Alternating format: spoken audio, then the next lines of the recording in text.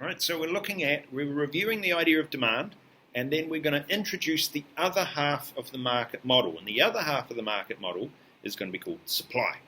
All right, so let's have a review on demand just very quickly. We talked about the weird products that were possible to buy on Amazon, all right, in particular. Now you can probably find a whole bunch of other products, all right, that were available, all right, in Shopee and various other places.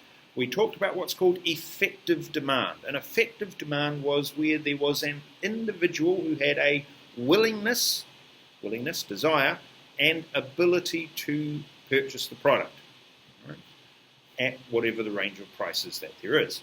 Now, we also talked about market demand, okay? And market demand was where we added together, right, all of the individual quantities demanded at the range of prices. Okay? So if we have a look here, this was the demand schedule, and we noted that price was going to be on the left, quantity on the right. Okay? And when price increased, quantities demanded decreased. And one of the things that we said was, well, we could plot it, all right? Plot the points, connect the dots, and that created a demand curve. With the demand curve, we had the conventions of tidal axis, the scale, and the curve. Right? But one of the things that we said, which was quite important, was that there was going to be a law of demand.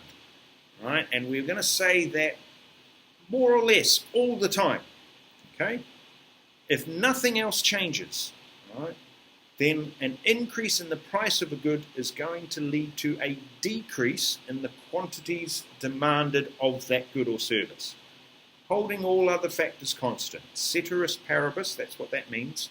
That means holding everything else constant. So we're just focusing on that key relationship between price and quantity demanded. Right? The phrase that we use is that prices and quantities demanded, they move in alternative directions, right, or inverse, right? They move inversely to each other.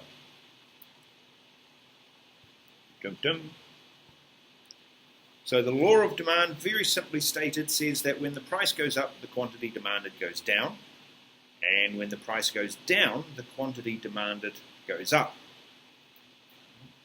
That was the law of demand. We talked about why that might happen, and we talked about how when prices change, there's a bit of an income effect, that consumers might feel wealthier if there's a decrease in price.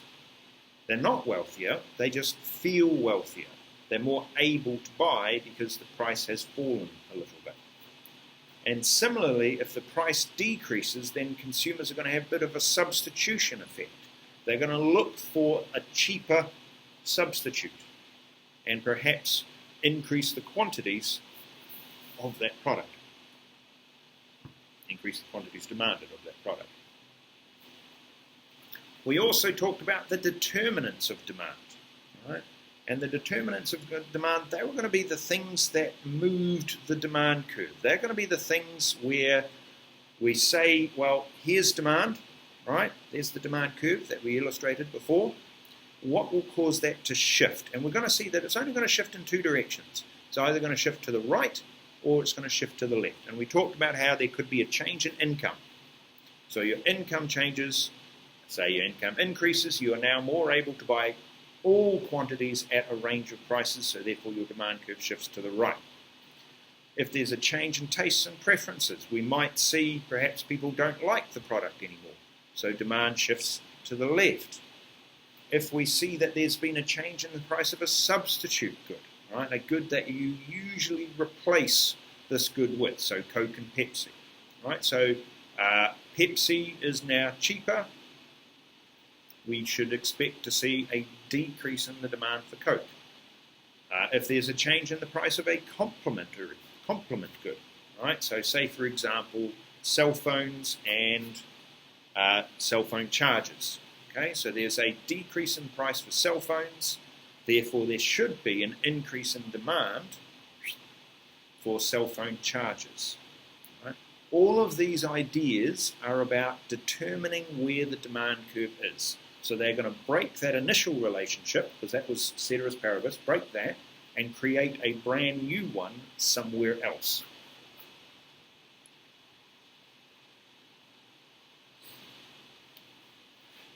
We got to here, didn't we? We've talked about the exceptions to the law of demand. Yes. Yeah, good. Right, and we talked about how you could have a Veblen good, which was a luxury end good. Now, we talk about goods, and we say that if they behave the way we expect, then they're going to be following the law of demand. But if they're not behaving the way we expect, then we consider them to be not normal. They're not normal goods. Right? They don't behave the way we think, because the way we think is the law of demand. If they don't behave that way, then they're just not normal. So some goods that are considered to be not normal are luxury goods. Other goods that we consider to be not normal are inferior goods, and in particular, really significantly inferior goods called Giffen goods. Right? We talked about how there could be apparent necessities. Right? You might be addicted to the consumption of a particular product. None come to mind, but there could be some. And you are prepared to pay whatever the price for that product, because you feel it is necessary. Bandwagon effect is about trends. You're following the bandwagon. Situations, crises happen, and then it doesn't matter the price, you will pay for the product. It might simply be that you just don't understand. Right? The price has gone up. Oh dear, right? I'm going to buy that. I remember a situation, if you're familiar with a country called Thailand, you might be. You may have visited there. Yes. We lived there for a while, but also I visited there a few years ago. I say a few years ago, I am talking a few years ago. We went to Thailand, believe it or not, on a IB training course, all the way from New Zealand, right? Which was quite an experience for me. I'd never been to Thailand before at that point. And it was amazing, all the market stalls, all the people rushing around. It was quite an experience. It was, coming from New Zealand, I hadn't quite seen anything quite like that before. And we went to a market stall, and I found myself having to learn how to barter in a market stall, how to negotiate prices. And one of the things that I found was that it was tricky, because I didn't know, I wasn't familiar enough at that point with the Thai baht, the currency, to try and figure out what things were actually worth. So I was kind of negotiating out of ignorance. I didn't really know exactly what I was doing, right? And so at one point I was trying to negotiate for a product. It was a DVD, knockoff DVD, yeah. And sometimes people buy those. And this particular one I didn't end up buying, because she was going to charge me huge amounts of money for it. And I said, no, I don't want, I'll only offer you this much. To which she was quite clever, and she said, well, for that price, I'll only give you the case. It was quite a humorous sort of approach that she took. And then I remember we went to another stall. It was another teacher and we went to another stall, and they were selling T-shirts. That was where the famous line that I heard a couple of times. I went to buy a T-shirt, and the guy looked at me and he said, no, we have no fat clothes. Which I found quite funny. And then we went to another stall, and this stall sold ties. Okay? And the other teaching colleague that was with me decided that they wanted to buy some ties, which I thought was appropriate because we were in Thailand. All right? So, and he decided to try and barter for these ties as well. And I was just listening as he was bartering, figuring that, they'll have a better shot at this bartering thing than I did. And I was listening, and I was doing the maths in my head as they were bartering. And as we walked away, I just mentioned to him that he may have done his maths wrong and actually bartered the woman up. Right? Because he was initially looking at buying one tie, and he was offering a price for one tie. To which the woman very cleverly said, well, if you buy 4 ties, it will cost you this much. So he said, all right, I'll buy 4 ties. Not realizing that he had actually agreed to pay more per tie than he had originally said. So out of, ignorance, perhaps, he was actually bartering wrong. Right? Okay. So there are some exceptions to the law of demand, as we have discovered. There was market demand. There was our demand curve, and we talked the language. Remember, we talked about the language being important. That if we were going to move along the demand curve, if we were going to go up and down the slide, then we needed to talk about either a contraction, okay, where quantity demanded is decreasing, or an expansion, where quantity demanded is increasing. That's the language that we need. Right? Okay. All right, just a bit of a review here. There's you moving up and down the slide, your contraction, your expansion, and here's the entire slide shifting. Right? So again, it's about that language. This is a movement along the demand curve. This is referred to as a shift of a demand curve. And it sounds really obvious that that's what it is, but you'll be surprised as to how many people start referring to this as a shift and this is a movement. Yeah? So you need to make sure you get the language right, otherwise the examiner is going to go, aha, you don't know what you're meaning. All right.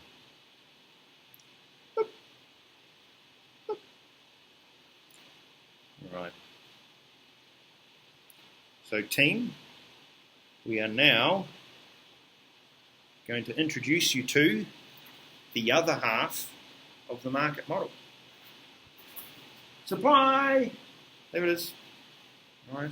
If you like to think about it, you can think about the market model as being like a pair of scissors. Okay?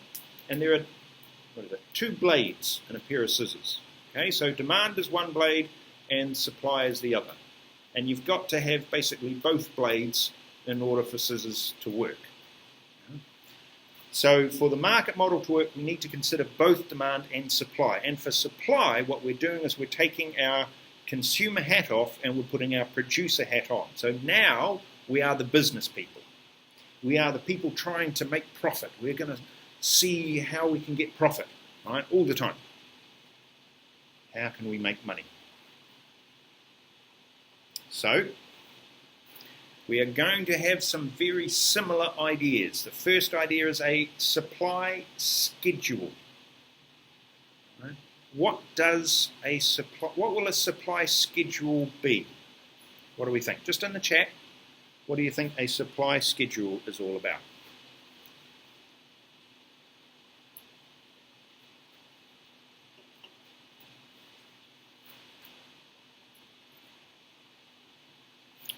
A supply schedule is, what do you think? About the quantity produced? Yes, you're right, Deb, it is. All right. Any other thoughts? A supply schedule is a table that represents the quantities produced at a what? Range of, at a range of what? Prices. Genius, rock stars, a lot of you. Excellent, absolutely. Now, what we need to know is the direction. We need to know how it works, because what we find is that our supply schedule, which as we said is a table, it follows the same convention, right? You have price on the left. I'm going to price it in dollars because it's a little bit more generic and easier to understand. And then you're going to have quantity. I'm going to use the letter Q for quantity. Quantity supply, QS, quantity supply.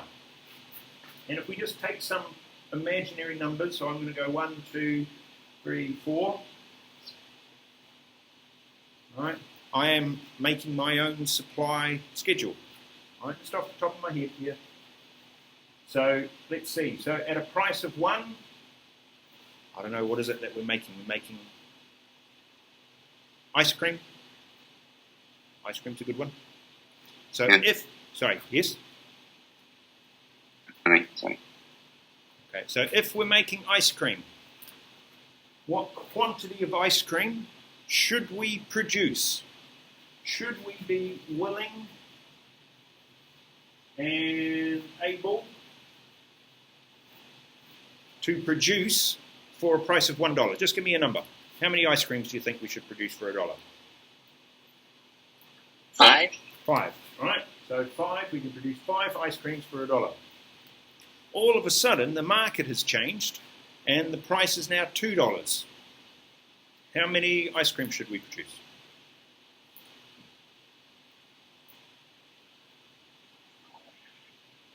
10. 10? Okay. What about for a price of $3? What do we think?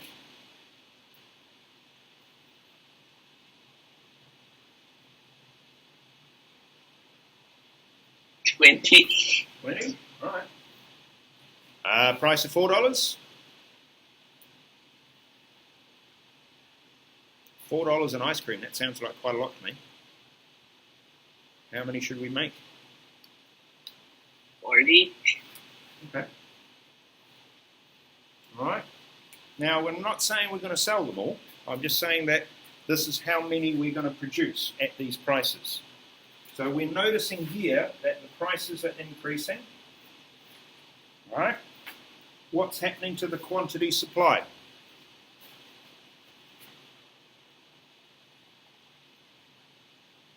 Come on, team. Anybody?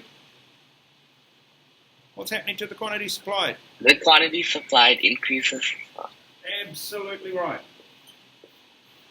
So when the price level rises, the quantity supplied also rises. They're going to move in the same direction.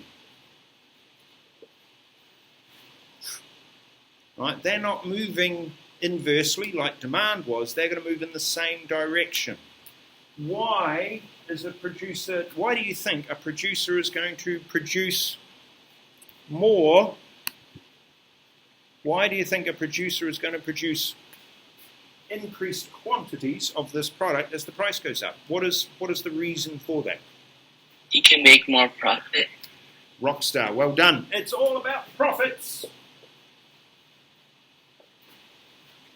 All right. Remember, you've got your business hat on.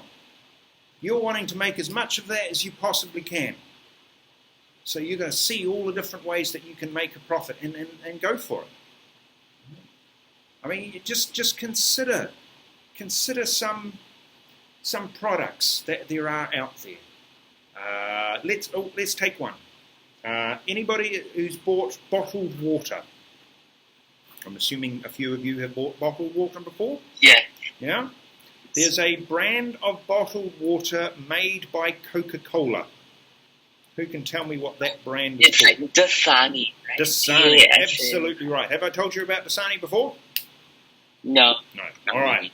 Dasani is one of the brands of water that Coca-Cola produces. It's quite an interesting brand when you think about it, because Coca-Cola as a product, all right, is around about 70 to 80% water. Okay? Then it's got syrup, then it's got carbonation and some caramel flavour. That's it. Right? That's what Coca-Cola is. Right, in case you were wondering. So when they're making these hundreds and hundreds of bottles of Coca-Cola, they've got these massive big production lines, making all the bottles going down. And then one day someone notices that the bottles go down and then water goes in it first. You know? Before all the syrups and the carbonations and all of those. And then they say to themselves, well, there's a market for bottled water, and we're already producing bottles with water. So then they just add a separate production line, going down the same route, and they just add the water with the bottle and then put a new label on it and sell it. Dasani water. Just like that.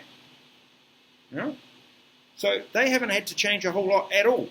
But here's the thing, because they already had all of that production there, they already had the technology, they already had the bottles, they already had the machinery to put the things in, they already had the graphics to put the labeling on, all of that was there.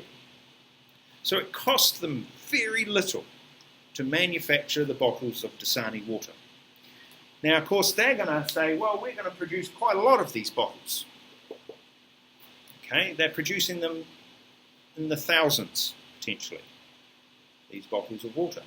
They're going to sell them for, I don't know how much they'd sell them for. Anybody know how much a bottle of Dasani water goes for? Maybe like 3 ringgit. About 3 ringgit? Or 3 to 4 ringgit. 3 to 4 ringgit? That sounds about right. Yep. Might surprise you to know that because they're producing so many of these bottles, that the cost of producing just one bottle of Dasani water is fractions of a cent. That's it. And in the UK, they used to sell Dasani water in the UK. When they worked out how big a percentage increase from the cost to the profits that they were earning, right, they worked out that Coca-Cola was earning 9,000% profit per bottle sold. 9,000%. Wow. Now, if you're wondering if Coca-Cola is a profitable company, the answer is yes. All right, if you're wanting a company to go and work for, that's got a lot of money, Coca-Cola would be one. Yeah? In case you were wondering, yeah, just thinking, what company should I work for that has a lot of money? Coca-Cola. Yeah? If you're at all interested in marketing, the marketing side of business, Coca-Cola the other year added to their marketing budget for normal Coca-Cola, just the normal one. Okay? They added $1 billion to the marketing budget for normal Coca-Cola. 1 billion. That's billion with a B. That meant that the total marketing budget just for that type of Coca-Cola was $5 billion. Have they got money? A little bit. Yeah? And that's what we see. They're aiming to get a profit. So if they can get a profit, they're going to get one. They're going to produce more and more and more and more quantities because the prices are going up. Why wouldn't they? They're making a profit from it. So why supply moves in the same direction, why the quantity supplied moves in the same direction as price, is because of that profit incentive, that profit motive. They're potentially going to be able to sell these products and make profit. Okay? Have you heard of a company called Apple? Yes. Yes. All right. Apple produces a whole range of products nowadays. It used to just produce, computers, right? But now computers are pretty much everywhere, and they've got these little devices, which you've probably seen before, right? Apple Watches. It might surprise you to know that Apple, if you add up all of the companies that are making smartwatches, and there's only a few of them, but if you add them all up, okay, and if you were then to work out how much profit the entire market for smartwatches is, and work out how much of that profit is actually being earned by Apple. Any guesses? So that's all of the companies making smartwatches. It's like 95 or 98%. Yeah. All right. Apple is making almost all of the profit in that entire market. All right. The other businesses are just not making profit at all on that particular product. Well done. All right. So therefore, well, we've done that. There's our supply schedule, and as we see, the price increases here, and the quantities increase here. The quantities supplied increase. So therefore, if we were to plot the supply schedule, we would end up with a supply curve that looks somewhat like that. Here it is. Again, what is it? Cartesian coordinates, your x and y, and you plot the points. Then you play the famous economics game of connect the dots. Okay, I would always add a little s to the end so that people knew it was a supply curve, all right, as opposed to other curves that you randomly come across. And that then would be a visual illustration of the supply curve, right, of the supply schedule, right? The plotting of the points of a supply schedule into a graphical form creates the supply curve. And it's an illustration of the law of supply. So we had a law of demand, and then we have a law of supply, which shouldn't be that much of a surprise. When the price of a good or service increases, the quantity supplied will also increase. We saw that, and it's a law, holding all other factors constant. All right, ceteris paribus again in there. All right. As price increases, quantity supplied increases. As price decreases, quantity supplied also decreases. Trying to earn the revenues, trying to earn the profits, these are what businesses tend to be in business for. So they are going to see an increase in price and go, well, hey, I'm going to produce more quantities, because if I do, then there's a chance I will earn greater revenues from that. So your next task, here it comes, is a close gap exercise. All you're going to do is you're going to fill in the gaps. Right, so you're going to take the word and put it into the sentence where you feel it best fits. And you've got a little bit over 30 seconds. Ready? Go.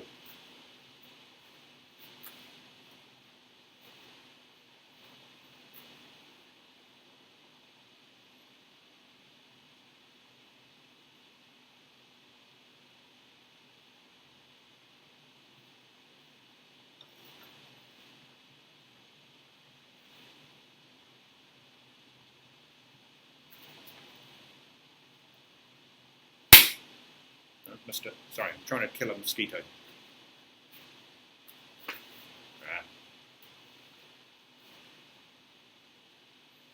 Sorry about clapping. Mosquito.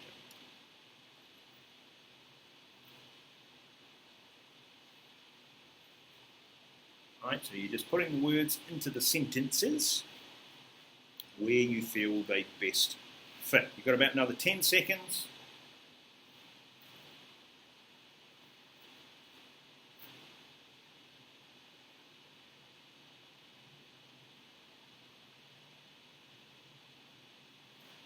And let's have a look and see what we came up with. Here it is, the law of supply. What does it say? It says, when the price of a good or service increases, the quantity supplied will also increase, moving in the same direction. Ceteris paribus. Right? In other words, holding that relationship constant, holding all other factors outside. So it's very similar to demand, but you're looking at it from the producer point of view. There are quite a range of determinants for supply as well. But one of the big determinants of supply is all to do with the costs, how much it actually costs to manufacture the product. Okay? So if we consider weather, right, whether the weather is good or whether the weather is bad, if there is a change in weather that affects the production of the good or service, that could then lead to a change in the supply. It actually breaks that relationship and creates a new one somewhere else. So let's imagine we're producing corn, right, a rice crop, corn, and there's a whole lot of rain and hailstones and wind and whatever else, and it destroys the crop. So because you don't have the crop anymore, you're going to see the supply curve decrease, right? Shift to the left, decreases, right? You know it's decreasing, you know it's shifting to the left because the zero axis, the 0 point was there on the left on the axis. So weather is one of the determinants there, and we're going to come back and have a look at the other determinants in just a minute. We also need to consider the idea of market supply versus individual supply. So just as we did with demand, we can actually work out the supply for an entire market by adding together the individual quantities supplied at the range of prices. All right?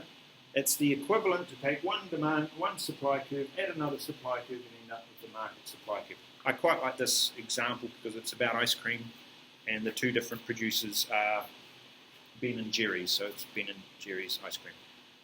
Yes, ceteris paribus is the Latin concept which is about keeping outside of your relationship anything that's going to disrupt it. So you're only focusing just on the very few things that you're wanting to study. So if you're wanting to study price and quantity supplied, those are the only two things that you consider under the condition of ceteris paribus. You just look narrowly, price and quantity, what's happening? All right? You're not considering the weather at that point. All right? If the weather comes into the relationship, it's going to destroy that original relationship and cause a new one to be created somewhere else. Okay? So ceteris paribus is a Latin phrase. It means holding all other factors constant, to an extent. You don't have to know how to spell it necessarily, and you also don't have to know how to say it particularly well either. Right? So long as when you write it in an exam, it kind of looks approximately like ceteris paribus, that's absolutely fine. The examiners know. Yeah. What are the other? So we had weather. Weather was a determinant of supply. What other determinants could there be? Well, as I said to you, one of the big ones is the costs of production. How expensive is it to produce that particular product? And some things, as we are aware, are very expensive to make. Other things, not so. Right? Quite inexpensive. Now, if we see, for example, the raw materials, the factors of production of a particular product, a good or a service, if they decrease in price, then that's going to cause our entire cost of production to decrease. So we are going to be able to supply more of that product at every single price. So our supply curve will shift to the right. Remember, moving to the right is an increase, moving to the left is a decrease. Right? The zero was on the left. The other thing that could be an impact is taxes. So the government might put a tax on the production of your product, sort of like a GST or a VAT or an SST, right? A sales tax, maybe a Demerit Goods Tax because they don't like your product, they think your product is harmful to people, so they put a tax on it because of that, or just because they know they can. Yeah. So in New Zealand, there's a tax on petrol, right? And there's a tax on stamps. For some reason, the government in New Zealand puts a tax on stamps. Right? You put a stamp on the letter to post it. Any tax that gets put on is going to cause the cost of production to increase. So you would expect to see, again, the supply curve shift to the left. What about subsidies? That's a fancy word. Right? A subsidy is an amount of money that the government pays to a producer. Okay, so the government might say, we really want this production to happen. We are very keen on having more ice cream in Putrajaya. Right? So we're going to subsidise, we're going to give a payment to the producers of ice cream in Putrajaya. Right? I still never think I'm saying that right, and I've been here 3 years, but I still don't think I'm saying that right. I think it's my accent. So, buying ice cream, all of a sudden, the producers, right, they're given this money from the government, so it is going to reduce their costs of production. So as their costs of production go down, they're able to increase their supply, and all of a sudden, there's more ice creams on the market. Right? Weather, costs of production, taxes, subsidies, all determinants of supply, all causing the supply curve to shift either to the right or the left. Right? It might be that they remove the subsidy.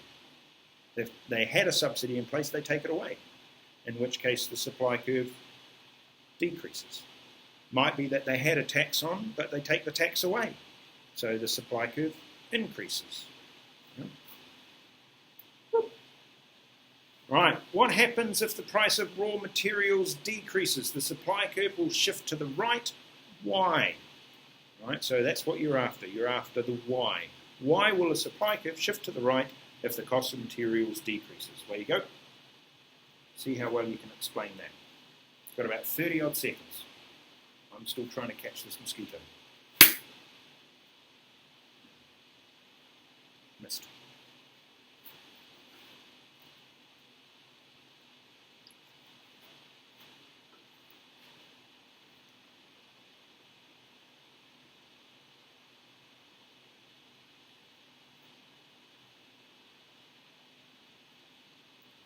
Why will the supply curve shift to the right?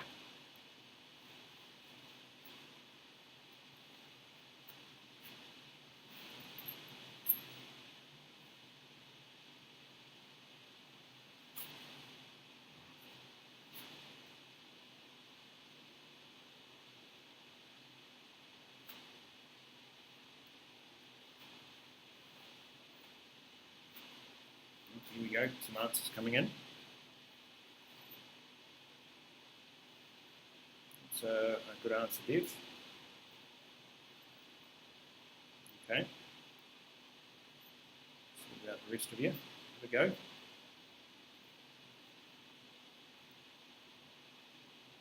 Okay.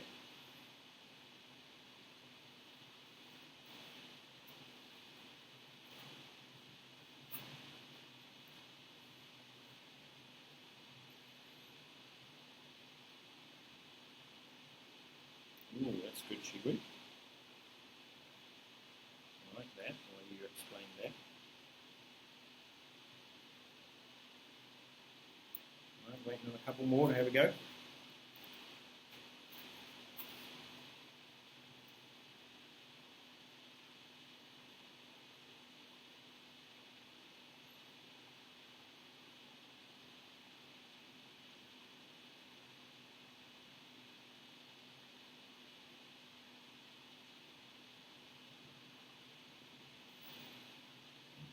There you go.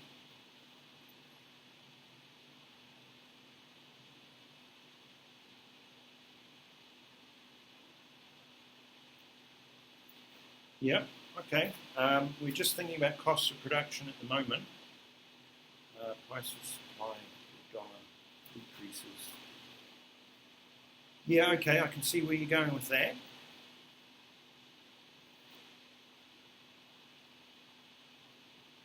Yes, Rachel, you're absolutely on the right path.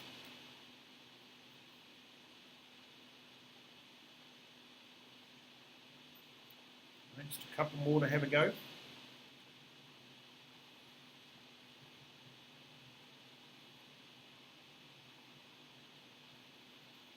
Yes. Okay. What we've said is that the price of raw materials decreases in this context. And we've said that the supply curve shifts to the right. So what we're actually after is why the supply curve shifts to the right.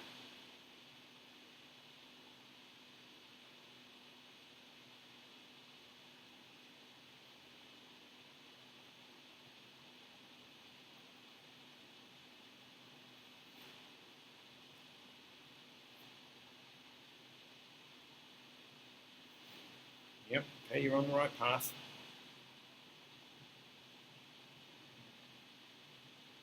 Just waiting on a couple more. Still a couple more to have a go.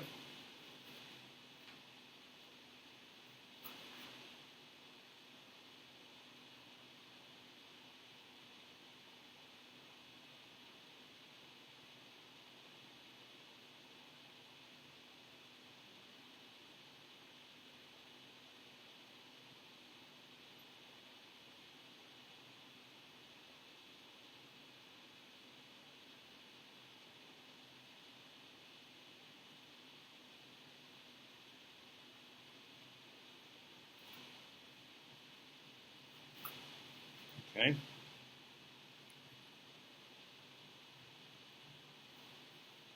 Right. So, cost of production being a major determinant of supply, right? So it determines where the supply curve is. When we have a decrease in the price of raw materials, so raw materials, they were our factors of production. They were the bits and pieces that we used to make or manufacture the product.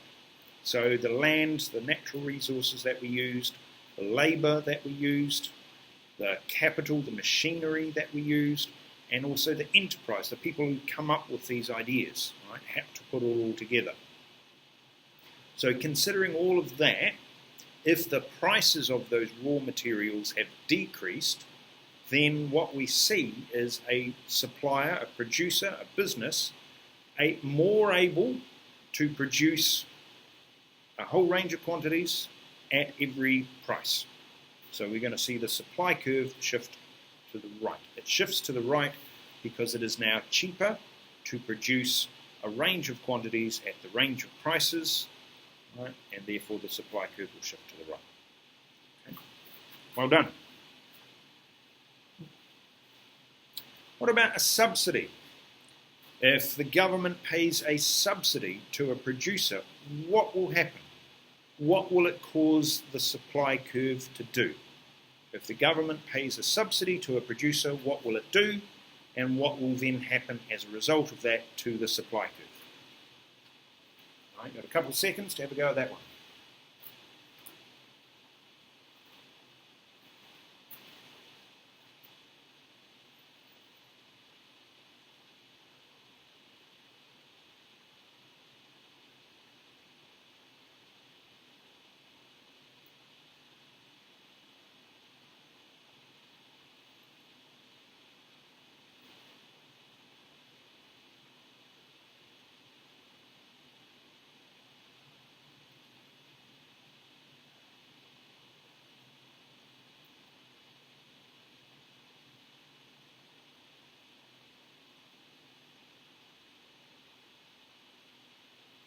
Okay, good work, Dev. Yes.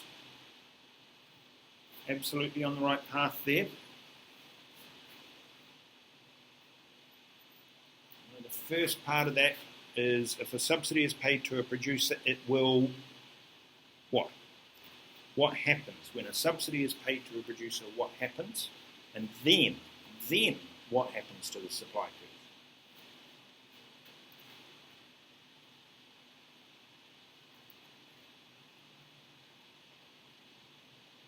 Yes, you're on the right path. Absolutely on the right path.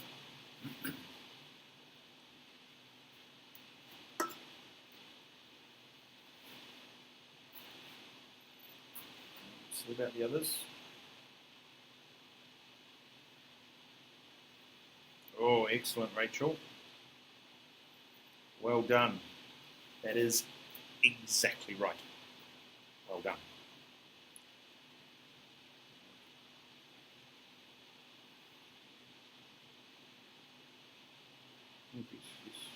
Okay, good. Imran.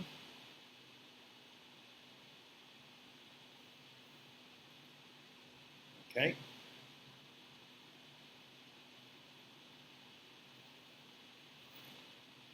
So far, really good work, team. Really good. Remember, a lot of it is about explaining. Okay, so you know what the terminology is, and then you will explain how it works. Okay, in real life setting. Now, I'm about to run out of battery power, so I might need to move my cable across.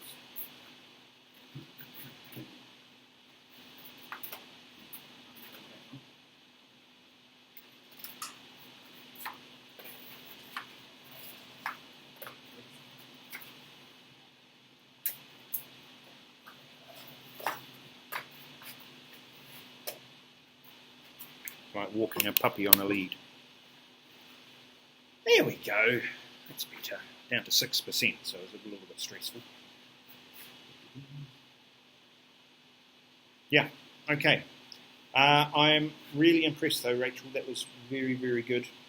All right. Well done.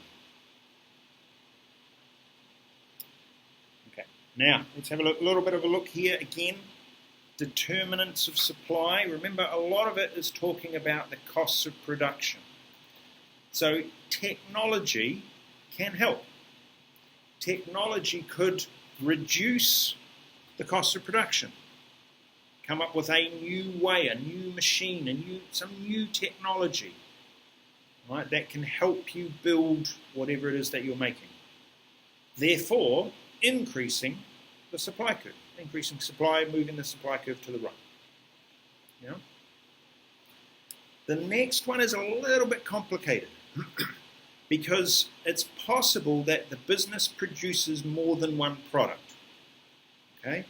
And what tends to happen if they're producing more than one product and if they're using the same resources, okay, to produce the product. So if you've got, say, a variety of different cell phones that Apple are producing, yep, and the price of one of those products starts going up, they're able to earn more revenues potentially from that product than the other. So the business says, well, we're using the same resources, we might as well take the resources from here and put them into there. Right? So they might increase the supply of the product again because the price was rising. So they're actually moving the resources away, so decreasing supply of that one and increasing supply of the other. Okay? And that's only because they're producing them at the same time with basically the same resources that they're able to do that. And then the next one is time. And this is something that is always a bit tricky to deal with. But when you're producing, when you're making, if you've been in this situation where you've had time pressure, we've got to get it done by this time, yeah. Well, let's imagine you're in a restaurant and you've got the lunch crowd coming in. They've got to serve them, and yeah. Time is always a factor, right, in supply. So if you turn up to, let's use the restaurant as an example, right? Turn up to the restaurant, and there's food there ready. That is all they've got to supply right then. So you can choose to buy the food right then, that's right in front of you, or you can choose to wait while they make more food. So therefore there's a time delay with that. Now if you're choosing to wait for the new food to come out, then time passes, but because time is passing, they're able to increase their supply of food. So the more time you give somebody, the more they're able to increase their supply. Right? So the longer the time period, the easier it is for them to increase production, therefore increase supply. Right? It makes it a lot more flexible with regards to how able they are to produce more. It's you know, the example that was in the textbooks for a long, long time, and it worked really well for New Zealand, is sheep. Okay, imagining you're a sheep farmer. I know, right? But in New Zealand, that's not such a big thing to imagine. There you are, you're a sheep farmer, you've bundled all of your sheep into your car, into your truck, and you're taking it down to the market to sell. Right? You arrive at the market, you offload your sheep, and they tell you the price, but the price is higher than you were expecting. You think, oh, if only I had more sheep. Well, you can't do anything about it right then, because you're there.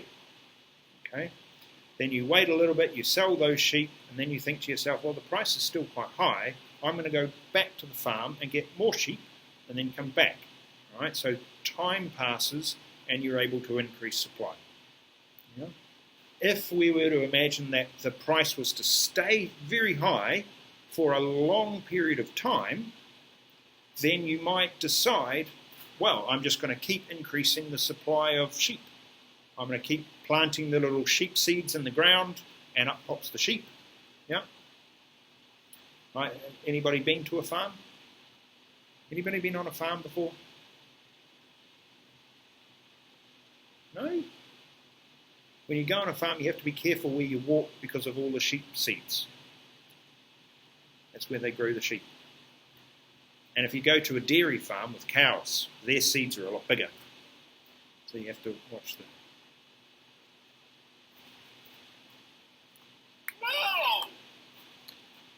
It's a Mr. David joke. That's all right. We'll think about that one later. You can laugh on your own. Okay? So the more time we give the producer, the more they're able to increase their production, the more they're able to increase supply. That's just how it is. So time, therefore, is a determinant of supply. All right, team. Now, what I need you to do, please, is to revise supply. So we had what supply is, we've had a supply schedule, we've had a supply curve, we've had the law of supply, and now we're looking at the determinants of supply. That's a lot to cover. Right? So you will need to revise that. Now the recording from the lesson, it'll get uploaded soon. All right? But don't panic. You can rewatch it, pause it, rewind, like and subscribe. All right? All of those sorts of things. Now, the next thing is that there's going to appear in the classroom later today another activity for you to do, and I've given you till next week to do it, so you've got time. Right? You can increase the supply. All right, and it's questions, and it's about demand. Okay, just to review demand. And the questions, that one of them requires you to do a drawing, a demand curve. Right? You might like to draw it on paper, then put the image in, or you might like to try to do Google Draw and try and put it in there, or you might be doing it on your iPad and therefore you can just go done. Right? However it works, have a go. And that, as I said, you don't have to do that until it's due next week. All right.